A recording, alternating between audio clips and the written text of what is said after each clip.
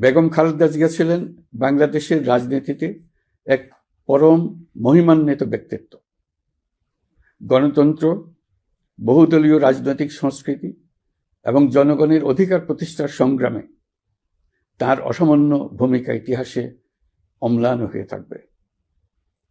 স্বৈরাচার ও ফ্যাসিবাদের বিরুদ্ধে তার আপসহীন নেতৃত্ব বারবার জাতিকে গণতন্ত্রহীন পরিস্থিতি থেকে উত্তরণের পথ দেখিয়েছে এবং মুক্তির প্রেরণা জুগিয়েছে।